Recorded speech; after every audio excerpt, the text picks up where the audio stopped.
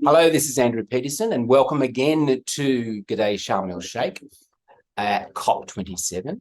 Today, I am joined by Sally Box, who is the head of delegation for the Australian government right now, right here at Sharm el Sheikh, and we're going to have a chat with her about what this thing is, this incredible process that is the UNFCCC, Australia's role in it, and what it actually means to Australian business in particular around the decisions that are made, the announcements that are made by countries, the launches that are made. This is just one of those amazing jamborees that has been going on. So, welcome. Thank you. Welcome to Sharm el Sheikh. How long have you been here? Oh, when did you get 7 years? No, I've been here for about 2 weeks because many members of the delegation came before the official COP started because we had pre-meetings with other countries just to help set the scene for the negotiations. There were workshops that different members of the delegation were participating in. So we were here for a number of days before the official kickoff. Wow. And we're here for another week. So it's a 3-week show for many of us. And then home and sleep in Australia? Home and sleep in Australia, I think. That's right. And then at some point somewhere start buying Christmas presents. I think we'll do that somewhere in there. Somewhere in there. After the sleep. Yes. Well, an interesting factoid, in our hotel, there's a banner, Merry Christmas 2023. I'm thinking, wow, that's very advanced planning. Very advanced. All right. So, standard first question. How many COPs is this for you? Yeah. So this is my 3rd COP. I did COP22 in Marrakesh. Yes. And COP23, which was Fiji's COP, but held in Bonn. So I have been out of this process for about 5 years, but had some exposure then in a different role. I was doing the agriculture negotiations and working with a team who did the land sector and transparency negotiations, and who also looked after our minister's engagement in the COP as well. So I've seen these COPs before, but this is the first COP in this role as the head of delegation for negotiations. Wow. Okay. And Marrakesh, much like this one, in this part of the world, fascinating, absolutely fascinating. Just, alien is the incorrect word, but it is just so different to one's own circumstance. And yet, there's a hint or a feel of Darwin. Well, there's something about the heat and the palm trees that is a bit of familiarity. And I spent a few years as a kid growing up in Darwin, so some of the atmospherics feel familiar. And yes, like Marrakesh, that sort of North African heat, and in many ways, yes, I remember Marrakesh being fascinating and going into the town square and there being snake charmers and feeling like I really was in a very different place. The souks and just the whole smell, and the smell, that's the thing about this part of the world. Smell is such an important element to the overall experience. Absolutely. Amazing. So let's get serious. Initial observations thus far as to rhythm and process of this particular COP. How's it going? It's going well, I think. There are 2 sort of distinct parts of these COPs. There's the negotiations that are happening, and then there's all this wonderful activity that's happening over here in the pavilions. Yep. And then there's 2 distinct timeframes. There's this first week where there's lots of technical negotiations happening, which are some wrapped yesterday and some are due to wrap today. And then the things that don't get wrapped at a technical level, they get handed over to the presidency, and that's next week. So for the things that people couldn't decide on, or they're big things to be dealt with in the political declarations and the cover decision, they happen next week. So we're at that midway point in this COP, but there's certainly a great buzz.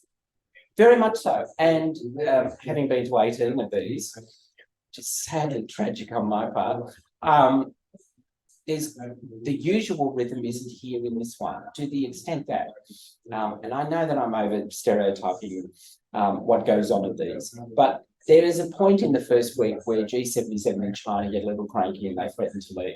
That hasn't happened here. I suspect largely because the African nations are in fact running this particular COP. So that there's almost a willingness to hold each other to account, but to do that in such a way that then make sure that we try to find something new out of that particular challenge, rather than saying, well, you're not doing enough, I'm leaving.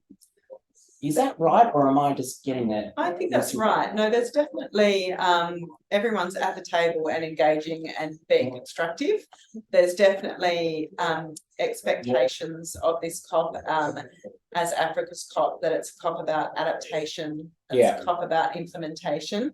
So there's certainly high expectations, I think, amongst African nations for what this COP might deliver for them. So there's certainly no walking away because there's that's right. There's a lot of anticipation, I think, about what next week might deliver. Okay, so let's go into what the role of the Australian Public Service is of one of these, because we don't talk terribly much about the important work you all do behind the scenes that makes this possible on behalf of the Australian community. So what is the role of the APS? And there's been a fairly important shift this year from the role of Department of Foreign Affairs in the Ambassador for Climate Change and the work that's now being done by the Department of Climate Change, Energy and Water. So give us a sense of how many people are on the ground from the APS, where are they all, you know, that kind of interesting observation around those sorts of activities. Well, the APS is contributing in lots of different ways here. So there's a core group who are contributing to the negotiations, but even though the negotiations are led out of the new Department of Climate Change now, it's still a cross-government effort in the negotiations. So we have negotiators from the Department of Agriculture doing the ag negotiations. We've got Department of Foreign Affairs staff here supporting and leading on different items as well, such as, you know, working on climate finance and loss and damage, for example, and supporting our Pacific engagement. We have someone from the Bureau of Meteorology working on research and systematic observation. So we've got a diverse team. Sorry, are we calling them BOM? I'm just checking. I'm not going to buy it. Okay. I'll call them BOM. Okay. And so we have a negotiations team, and then we have a fabulous team who's leading our pavilion here. Yes. So I have a great team from my branch who, in a matter of 12 weeks, effectively went from concept to this structure here. Is that right? Program of events. So a really amazing effort. So we've managed to do, I think, building here in Sharm quicker than you can get any renovations done in Canberra. Yeah. So they were responsible for the design and the look and feel of this, working with designers, organising a great program of events that are here, which we've been really keen to be for this not just to be government-led events at this pavilion, but for business and for non-government organisations in Australia to be able to lead events here. An incredible civil society presence. That's right. It's just amazing, and not just speaking, but also leading the conversations, the moderators, and government being on panels. So you have this amazing multi-stakeholder conversation that seems to be going on. And not seems, it is going on. And that's what we really wanted from this pavilion. Well, we really wanted it to be a place that was inclusive, where multiple different voices were heard, where it was an opportunity to create new partnerships between civil society and business and government. And we really wanted to facilitate that through our event program at the pavilion. So I'm really glad that that's happening. So there's a team on the pavilion. And then obviously we have our ministers here, so we've got staff here supporting their engagements, and then in addition to the core team organising the events here, we have got APS staff from specialist agencies like Geoscience Australia, or from the Centre for International Agricultural Research, who have their own connections and networks with other countries here who are participating in events at our pavilion, but also at other pavilions all around the COP.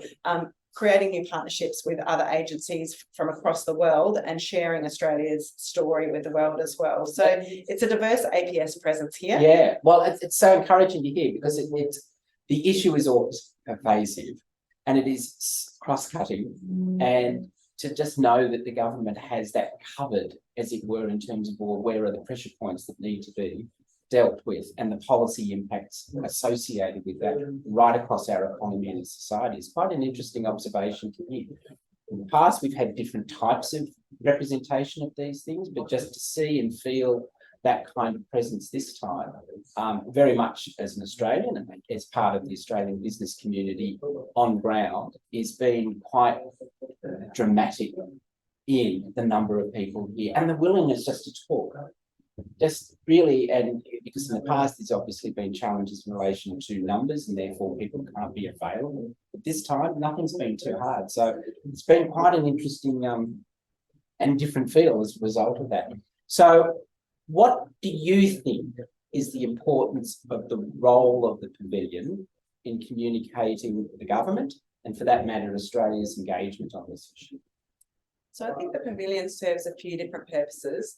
One, it is a place for Australia to tell our story. Yeah. It's a place for Australia to be able to tell the international community about Australia's ambition, about our new policies and measures to realise that ambition, and to tell the diverse story, from what we're doing in agriculture through to what we're doing in the clean energy transition, to the way we're working with First Nations people on climate change action. So it is... what an amazing piece this morning on blue carbon.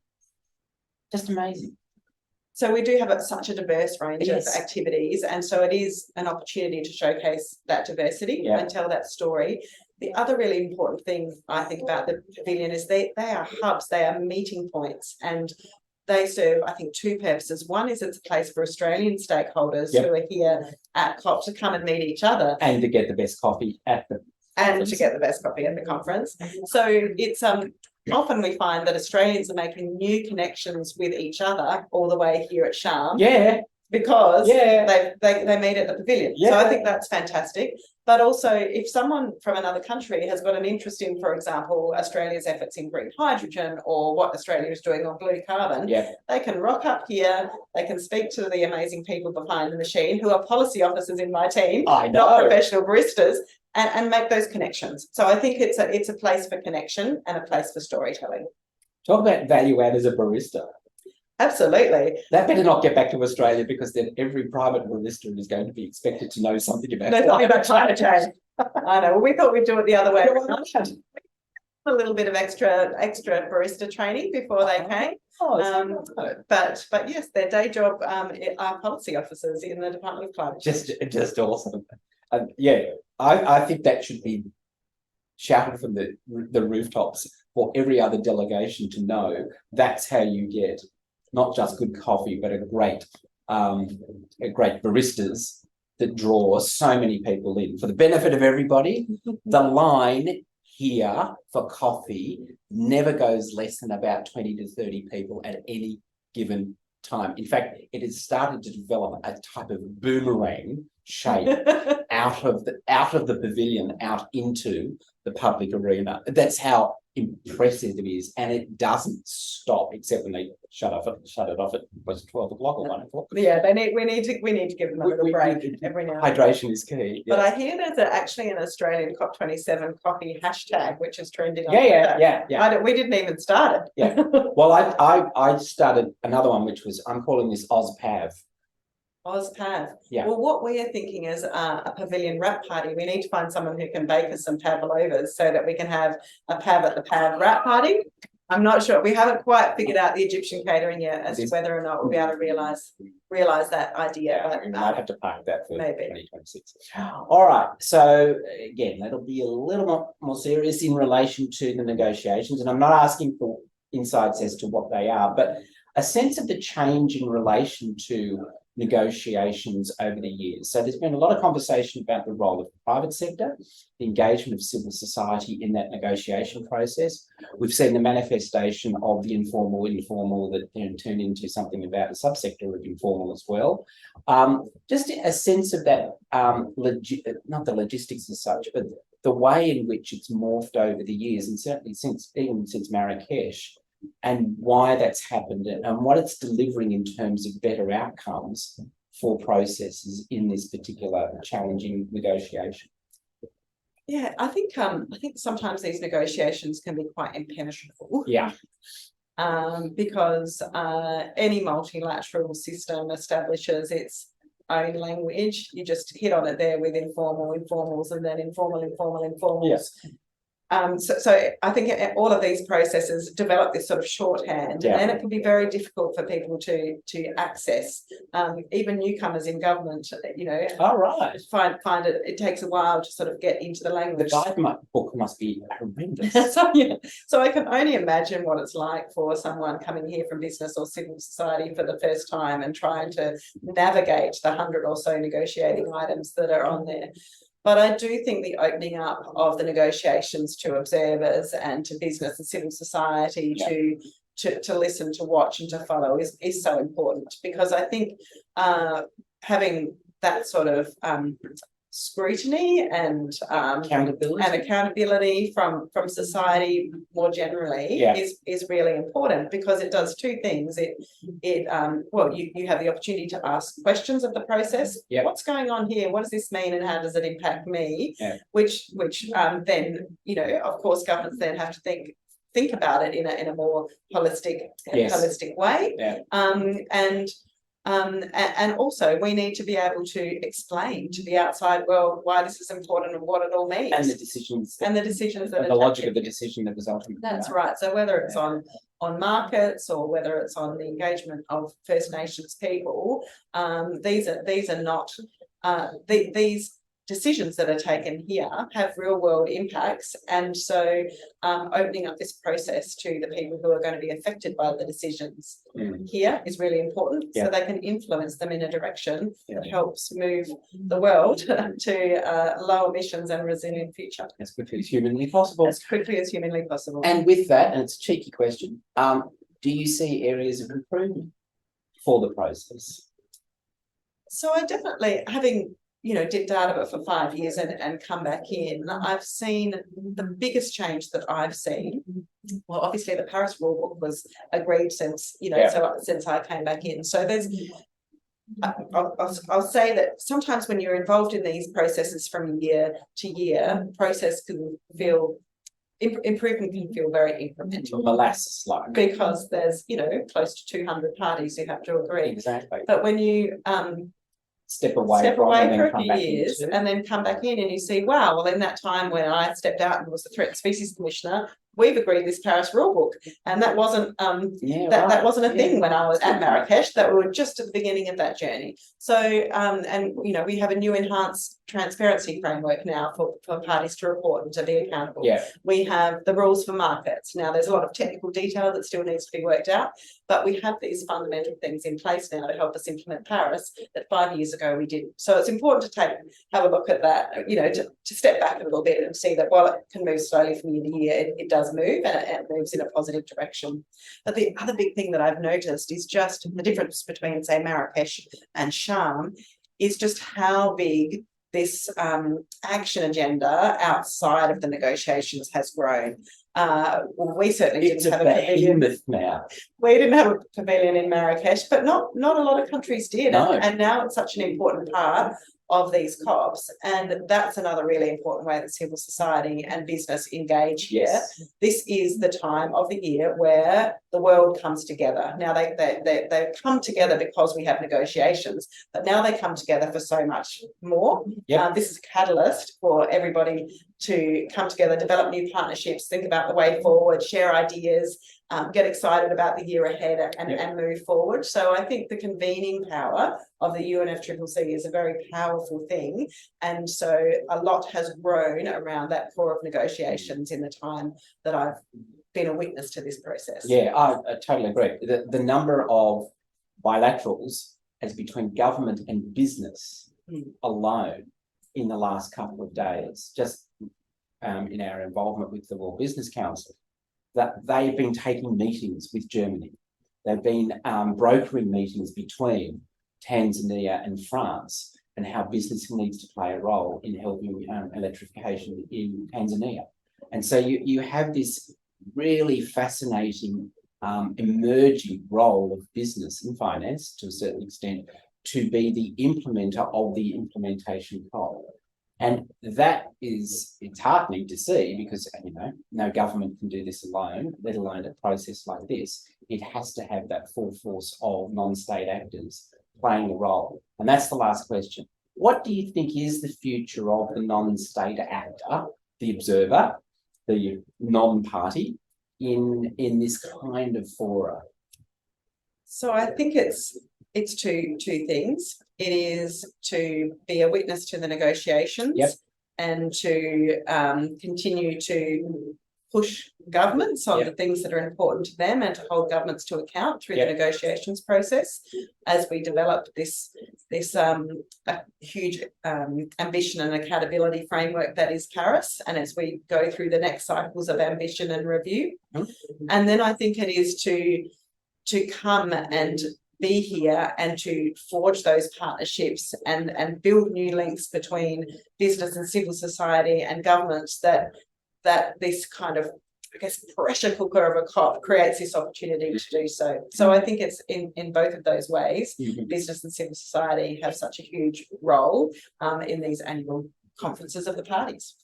As long as we make sure the coffee's really good. As long as we make sure that the coffee is really good. Which it has been. Sally, thank you so much for joining us. A big thank you to Sally Box and the team here at the AusPav. You've really missed an opportunity to witness one of the great Aussie creations of all time, people, all time. It's to an organisation, to a people from who have been able to attend this COP and witness this pavilion. It is true to say we are deeply indebted for what you've created. So big thank you, but more importantly, big thank you for the team and the work on ground, and into next week, the negotiation. So all power to your arm in relation to that, and looking forward to hearing what the outcomes are. So Andrew Petersen, thank you so much for joining us. God bless, and bye for now. Thanks, everyone. Bye.